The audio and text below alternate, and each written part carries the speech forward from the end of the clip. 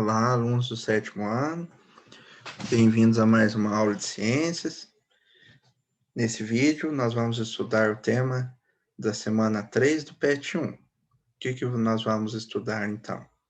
Os níveis de organização dos seres vivos e dos ecossistemas, né? E a estrutura do sistema nervoso. Então, como de costume, eu quero que vocês assistam o vídeo fazendo anotações aí no seu caderno. Tá? Anotem o que acharem mais importante ou o que acharem mais difícil para me perguntar depois. Anotem também suas dúvidas com relação ao assunto, porque o conteúdo sobre o sistema nervoso é um pouquinho complexo para a idade de vocês. Vou tentar falar o mais simples possível, tá? Mas qualquer dúvida, anotem e me perguntem depois, ok? Então, vamos começar. Vou tomar um golinho de café aqui. Arrumar minha câmera. Então, vamos lá. Então, a primeira coisa que vocês devem compreender é como os seres vivos estão organizados, né? Desde da parte menor até o maior nível de organização possível. Então, todos esses níveis, eles estão esquematizados nessa figura aqui.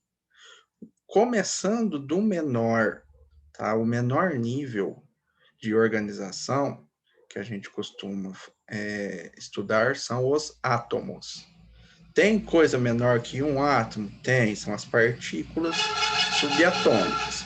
Mas nos níveis de organização, a gente começa a partir do átomo. Então, o que seria o átomo? É o elemento químico específico, tá? É a menor unidade da matéria, é a menor partícula da matéria. Então, aqui eu tenho alguns exemplos de cada nível desse. Então, quais são os exemplos de átomos que eu dou para vocês? O átomo de carbono, de oxigênio, de hidrogênio, de nitrogênio. Então, nós temos 118 tipos de átomos diferentes, que são os elementos químicos que ficam lá na tabela periódica. Cada átomo tem características próprias e também ele possui um tamanho diferente, né? Ele possui propriedades físicas e químicas diferentes. Então, o átomo é a menor partícula da matéria. Quando os átomos eles se agrupam através de ligações químicas, eles já formam o segundo nível de organização, que é uma molécula. Tá? Então, a molécula, o que é a molécula? É o conjunto de dois ou mais átomos, tá? Formando alguma substância. Né? Então, aqui no exemplo da foto, nós temos a molécula da água.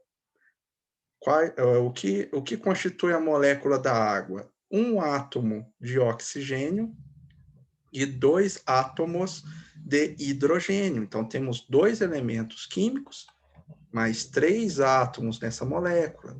Então, o que são moléculas? São conjuntos de elementos, de átomos, né, formando aí alguma substância.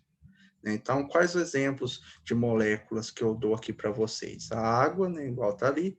A glicose tem a sua molécula específica, né?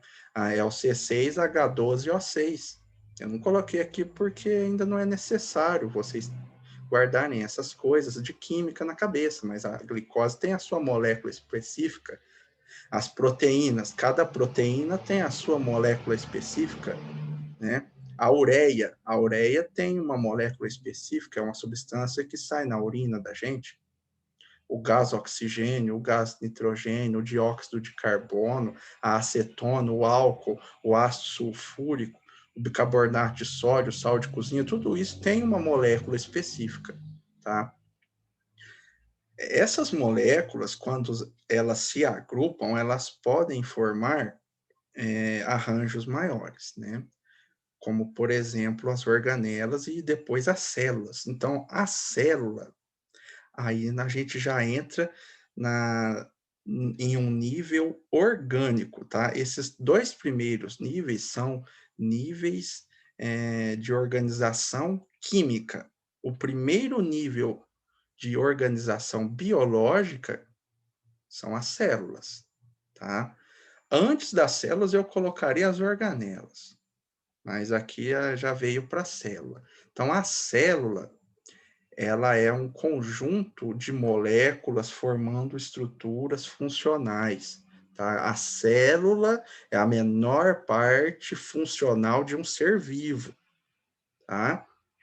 Então, a célula, nós temos vários tipos e tamanhos de células, cada uma fazendo alguma função no nosso corpo, né? Aqui eu dou os exemplos da hemácia, que é uma célula que tem no sangue, que carrega o oxigênio para a gente.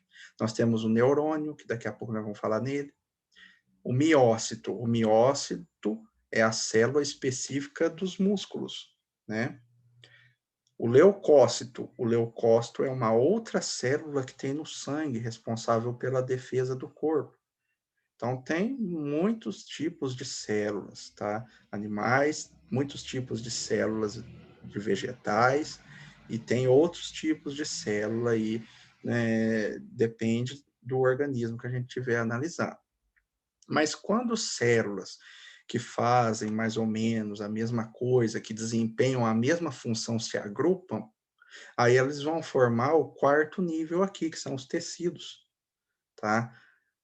Tecido em biologia é um conjunto de células que desempenham uma função parecida, né? Então, aqui nessa foto, eu tenho um tecido ósseo. O que vocês estão vendo aqui, ó, aqui é uma célula do tecido ósseo, aqui é outra célula, aqui é outra, né? Então, o tecido é um conjunto de células.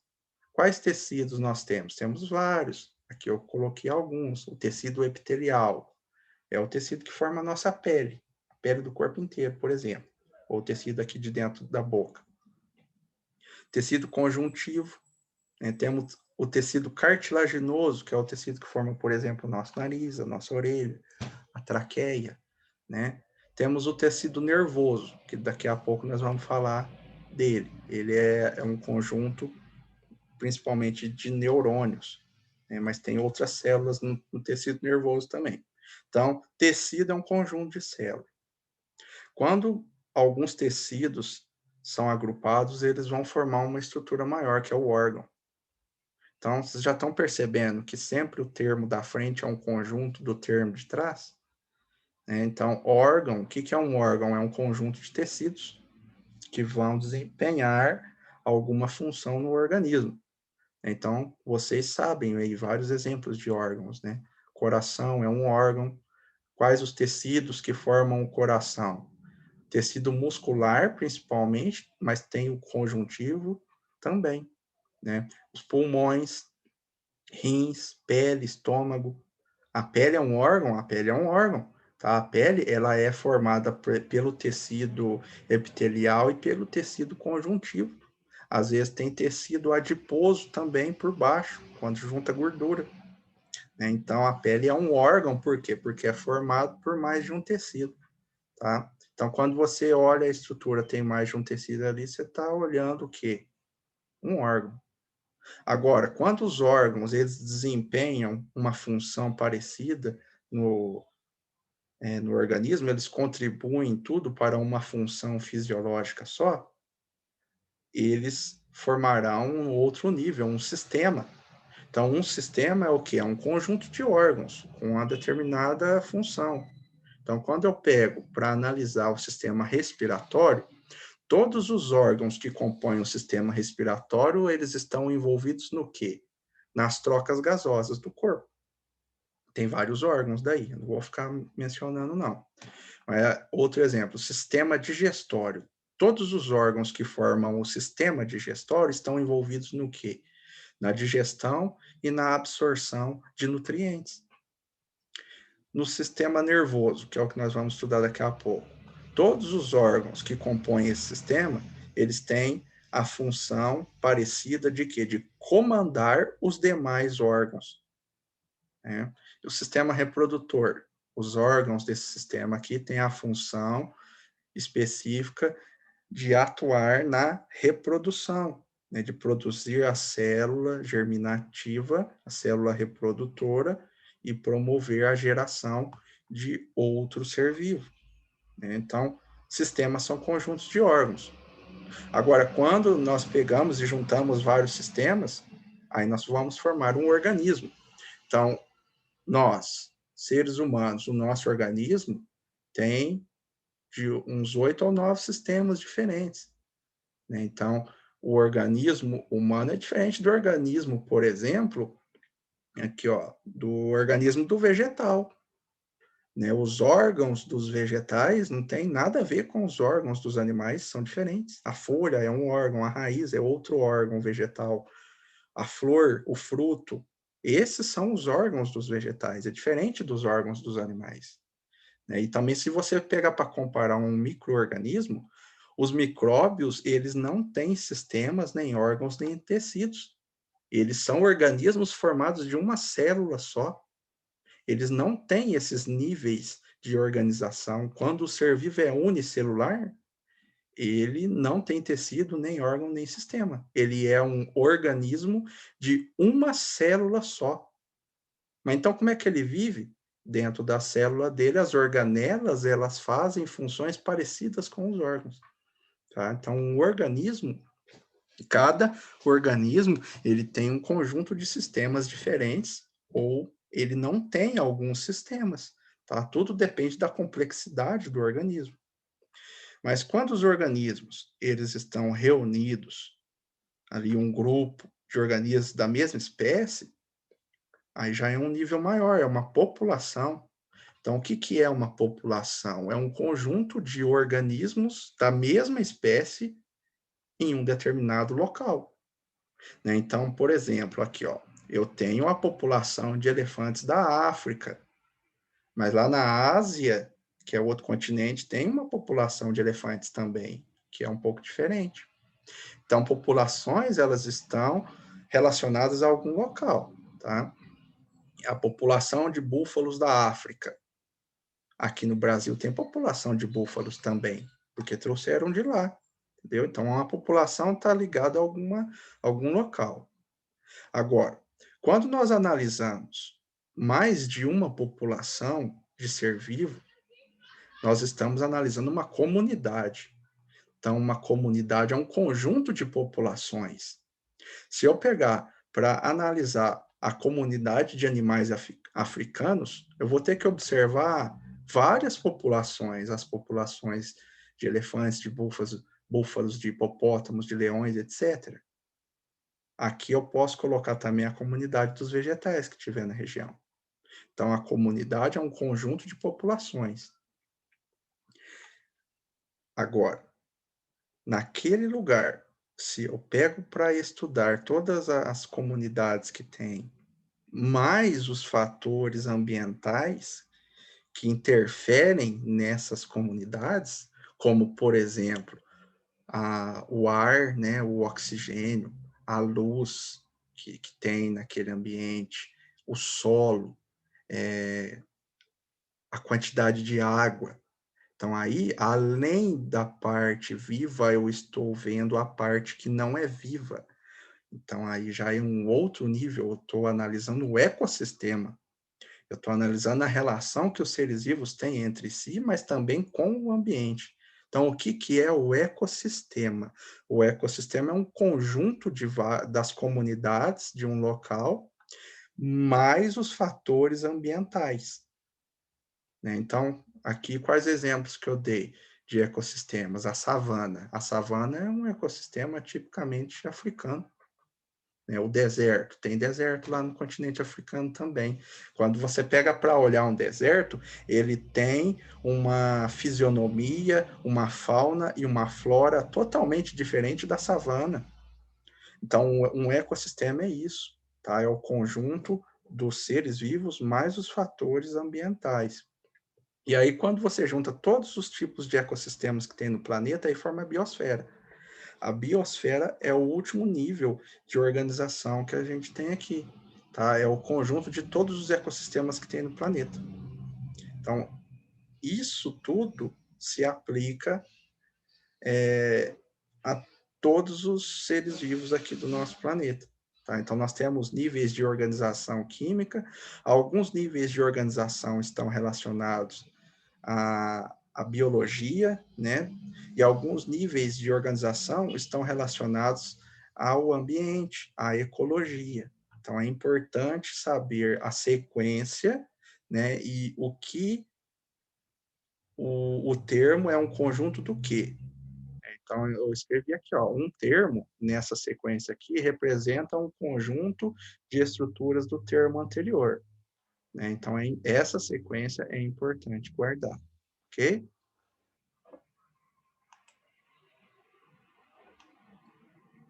Agora, mudando de tema, nós vamos falar do sistema nervoso.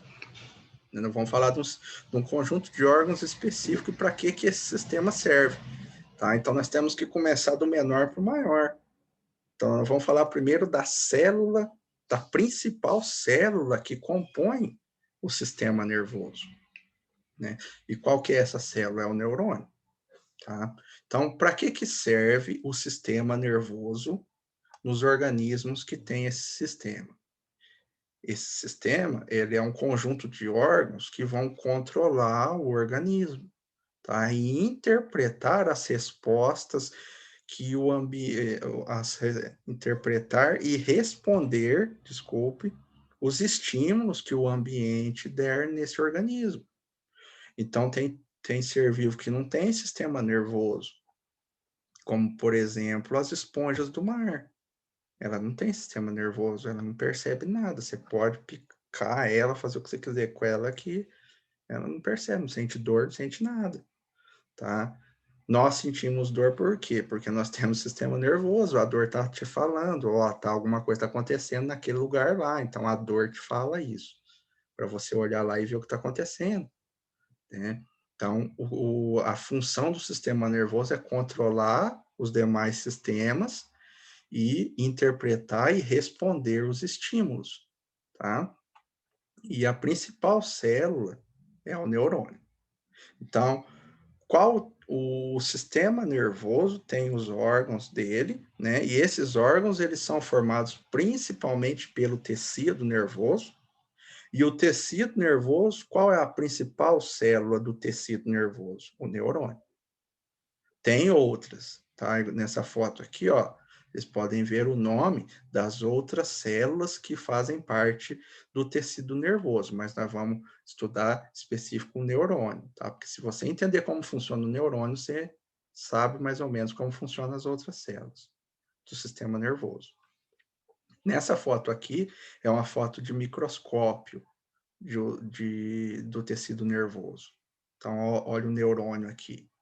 Então, uma célula, né, nós observamos sempre o núcleo, o interior da célula é o citoplasma, né, e o contorno da célula é a membrana plasmática. Então, o neurônio, ele é uma célula muito bonita e muito especial, porque ela tem esse formato aí de bem enraizado, parece uma árvore, né, cheio de galhos, assim.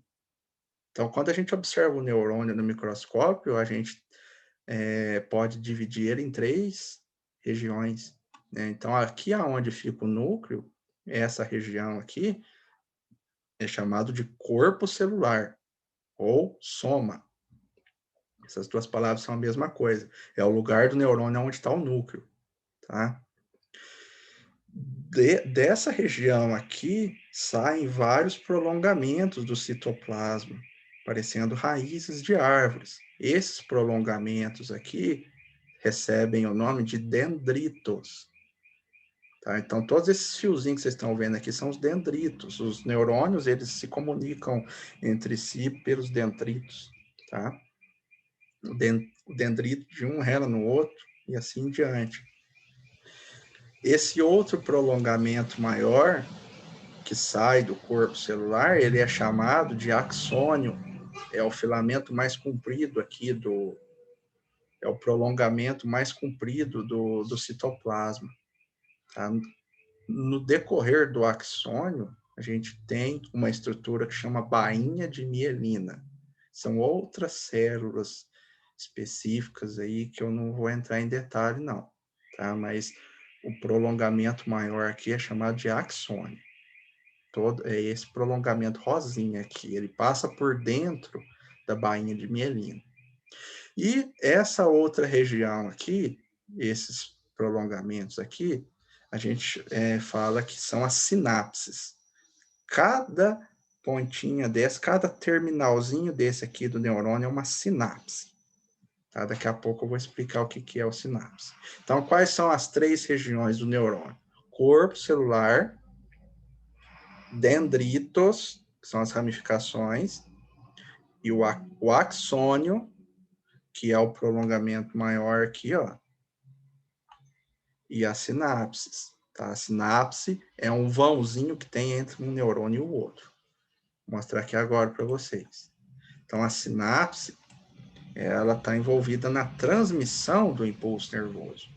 Então, você tem que pensar no neurônio e nos nervos como se fosse a fiação elétrica do corpo.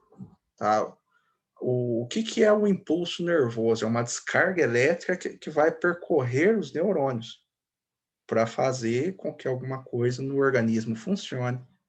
Então, os neurônios, eles ficam conectados entre si para que esse impulso nervoso se propague através dos neurônios. Eu falo que eles ficam conectados entre si, mas tem um pequeno espacinho entre um neurônio e o outro. E esse espacinho que a gente chama de sinapse. Então, o que é a sinapse? É o espaço entre o axônio de um neurônio e o dendrito do próximo, tá? Olha aqui essa figura. Aqui eu tenho a representação de um nervo. O nervo nada mais é do que uma sequência de neurônios, tá vendo? Então, o impulso nervoso, ele tem ali um caminho, uma sequência que ele percorre. Tá? Essa célula, o neurônio, ele produz cargas elétricas e essas cargas elétricas vão andando através do neurônio. É isso que é um impulso nervoso. É uma transmissão de carga elétrica. Então, a carga elétrica, ela é gerada... qual que é o caminho, qual que é o sentido do impulso nervoso? Corpo celular começa aqui, ele vai passando pelo axônio, o impulso nervoso vem vindo pelo axônio, chega aqui, ó, na sinapse, aí vai acontecer uma coisa aqui, tá? Para passar de um neurônio para o outro, como tem esse espaço aqui, o neurônio produz o que a gente chama de neurotransmissores para continuar o impulso elétrico indo, tá? Porque senão é a mesma coisa você cortar a fiação elétrica. Né? Ele não vai percorrer todo o caminho que precisa. Então, na hora que chega na sinapse, o impulso nervoso se transforma em neurotransmissores que são passados para o próximo neurônio, para o dendrito do próximo neurônio. Pode ver que, ó, aqui são os dendritos.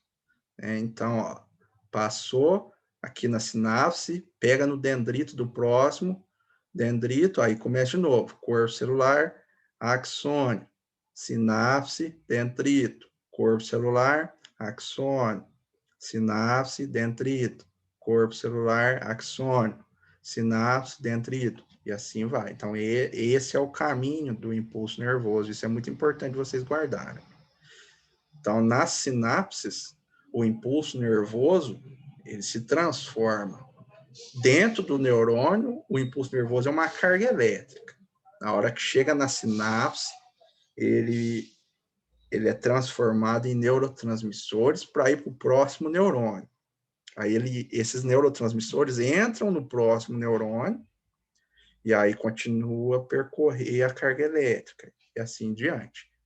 Isso, ó, é milésimos de segundo. A gente não controla, tá? Mas é assim que acontece. Então, neurotransmissores são substâncias liberadas na sinapse e elas vão dar a continuidade no impulso nervoso. Se o neurônio não produz um neurotransmissor, não tem a resposta que deveria para o determinado estímulo.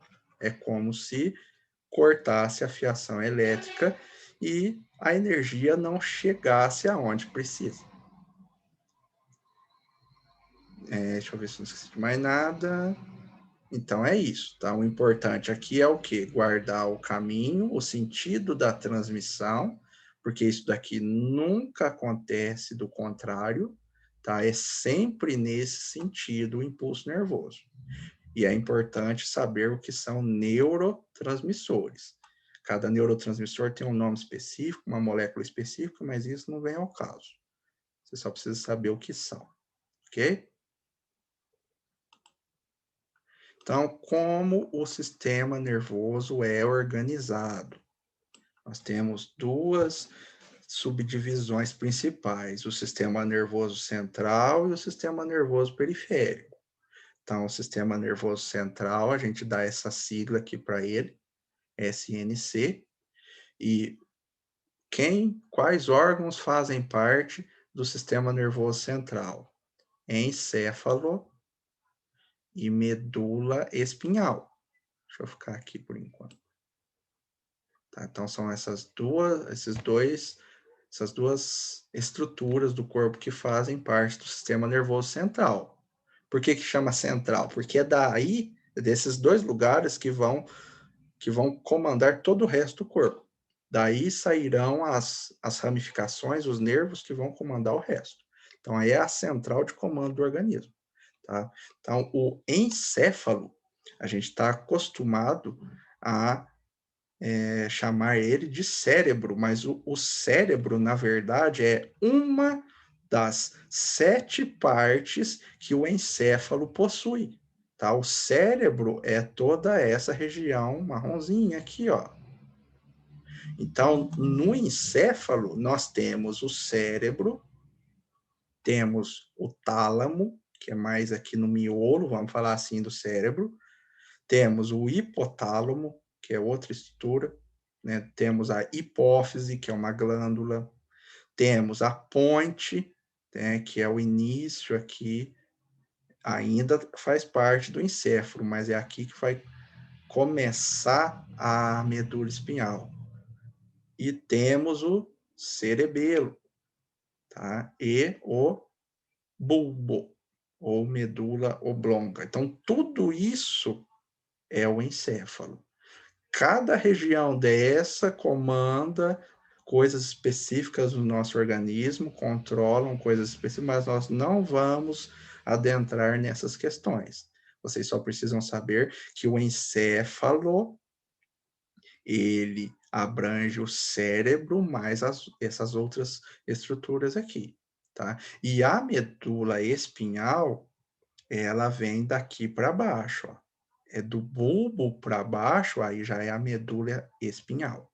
Então, aqui é um conjunto de nervos que saem do encéfalo, né, vão descendo e passando por dentro das vértebras da nossa coluna.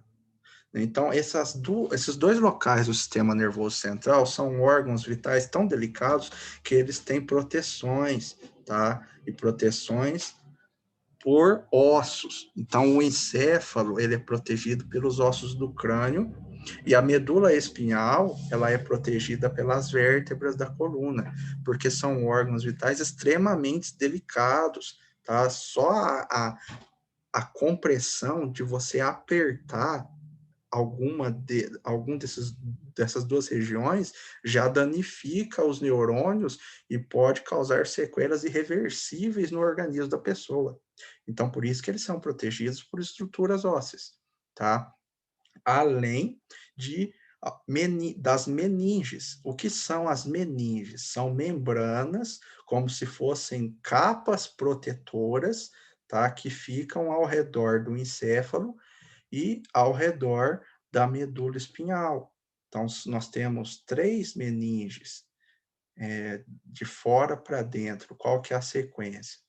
Então, nós vamos ter o osso, né, protegendo, como eu disse, e aí a primeira meninge chama dura mater, a segunda é a aracnoide, e a terceira, que fica em contato com o encéfalo ou com a medula espinhal, essa Meninge chama pia mater. Para que serve essas meninges? Para que esses órgãos tão delicados não tenham um contato direto com o osso, né? Porque isso já poderia danificar. Então, no meio dessas membranas, até tem um líquido ali para amortecer o impacto desses órgãos com as estruturas ósseas que protegem eles. Então, as meninges são importantíssimas, tá? E a meningite, o que é a meningite? É quando alguma dessas membranas inflamam ou infeccionam, né? Então, a meningite é uma inflamação dessas membranas aqui do sistema nervoso, bom? Então, o sistema nervoso central é isso, tá? Encéfalo e medula espinhal. Depois, nós temos o sistema nervoso periférico. Periférico por quê? Periferia, né? Coisa secundária, lateral. Então, o sistema nervoso periférico tem essa sigla, e o que está dentro dessa divisão? Todos os tipos de nervos que nós temos no corpo e os gânglios nervosos, né? Então, aqui, ó, nesse desenho, o rosa, sistema nervoso central, o azul, sistema nervoso periférico, tá? Então, é o resto da fiação elétrica do corpo. Os nervos, eles têm vários tipos de classificações. Então, os nervos que estão ligados diretamente no encéfalo, que saem diretamente do encéfalo, a gente chama de nervo craniano. São 12 pares de nervos que saem diretamente do encéfalo. Eles vão comandar aqui os órgãos dos sentidos que estão no nosso crânio, né? E também ser responsável pelas sensações que a gente tem aqui, tá? Os outros nervos que saem diretamente da medula espinhal, nós chamamos de nervos espinais. São 31 pares. Então, pares por quê? Porque sai um de cada lado da medula espinhal. Então, nós temos a coluna, sai um par de nervo de cada lado, para ficar equilibrado o comando do organismo, certo? Então, por isso nós estamos falando de pares de nervos aqui. Então, os nervos são conjuntos daquela célula lá, que eu expliquei, dos neurônios, tá? E o gânglio nervoso? O gânglio nada mais é do que um aglomerado de corpos celulares dos neurônios que ficam em alguma determinada região ali do nervo. Então, aqui, ó, eu tenho o nervo, certo? Que é um conjunto de neurônios. Aqui está um monte de corpo celular de vários neurônios, então forma essa pelotinha aqui, um gânglio é um conjunto de corpos celulares. Aí sai os axônios desses neurônios aqui, né? Mais para frente vai ter outro gânglio nervoso, por quê? Porque daí é mais um conjunto de corpos celulares de neurônios, né? Então é isso que é um gânglio nervoso, ok? Bom, os nervos, eles também podem ser classificados de acordo com o que eles conseguem fazer, tá? Ou de acordo com o que eles conseguem fazer, mais simples de vocês entenderem. Então, nós temos 3 tipos de nervos, de acordo com o que eles conseguem fazer. Os nervos podem ser sensoriais.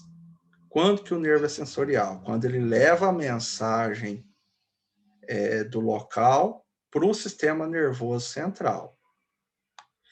O nervo pode ser motor, quando ele leva a mensagem do sistema nervoso central para o lugar.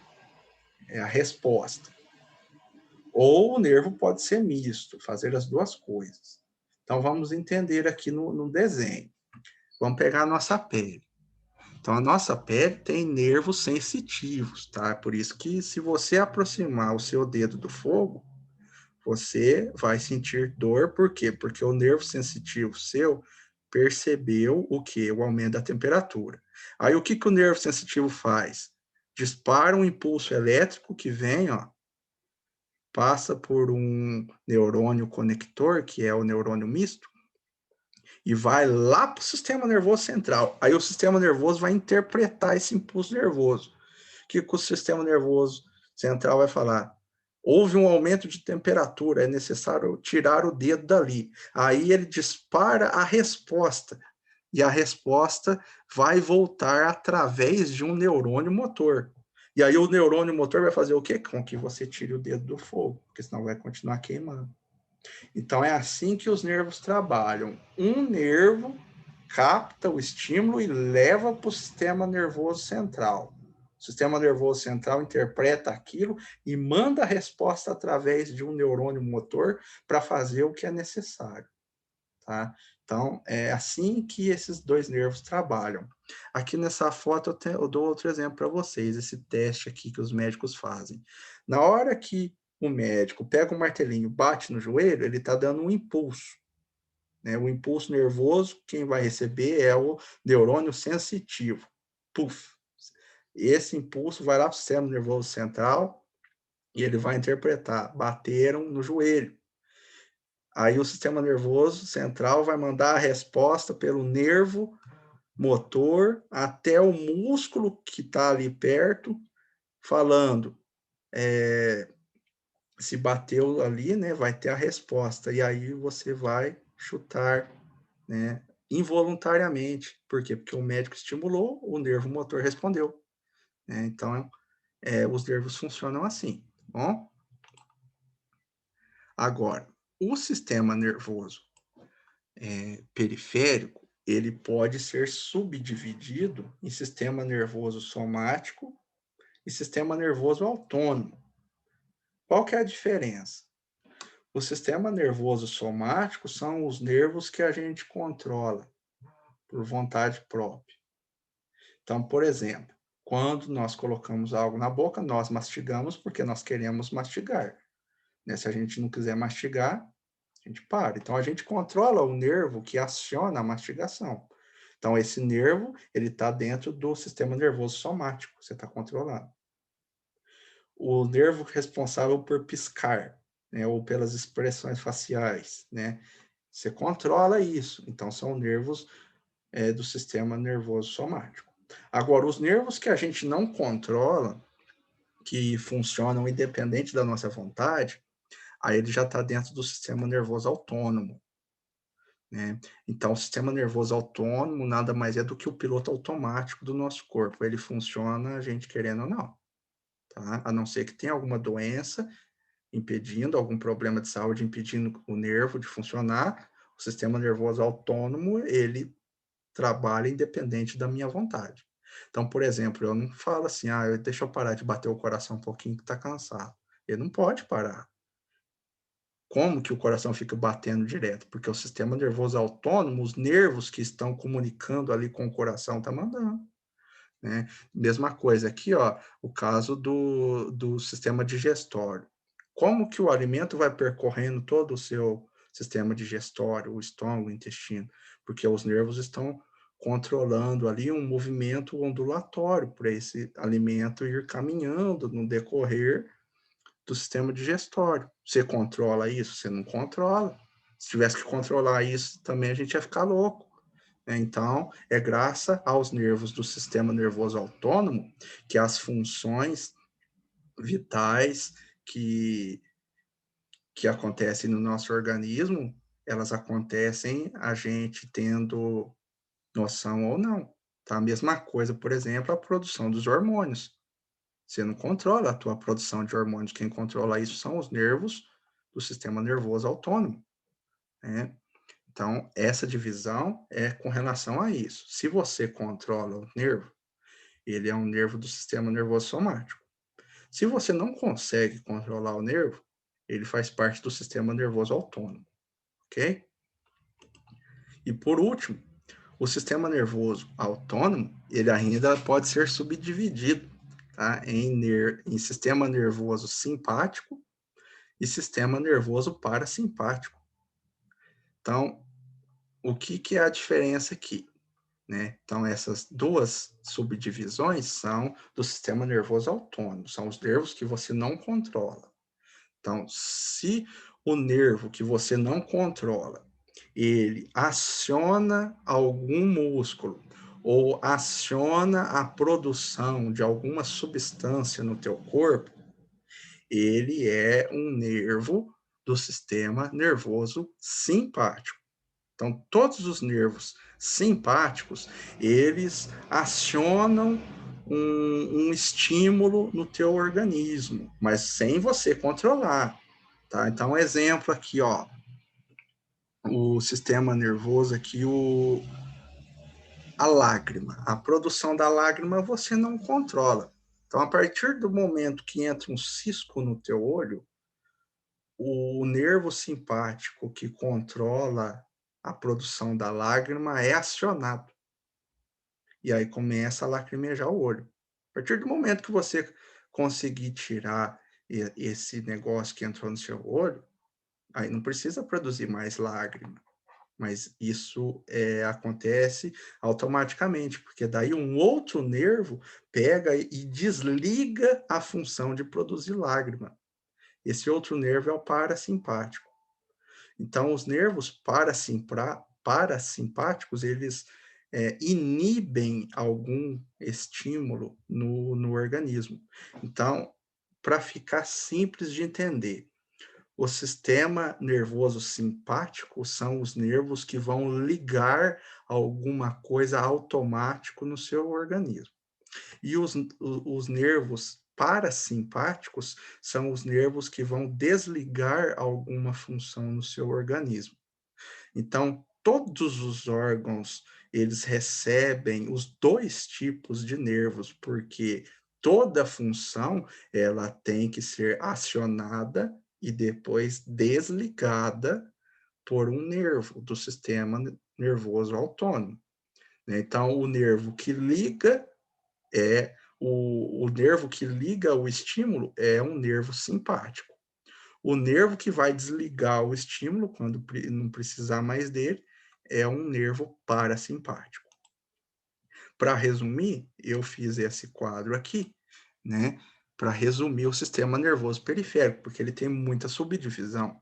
Então, quais são os componentes do sistema nervoso periférico? Os nervos e os gânglios nervosos. Os nervos, eles são subdivididos em espinhais e cranianos, né? Então, esses dois tipos de nervos aqui está relacionado a de onde ele está saindo, tá? Mas os nervos, eles podem ser de três tipos: sensoriais, motores ou mistos, que vão fazer as duas coisas, tá?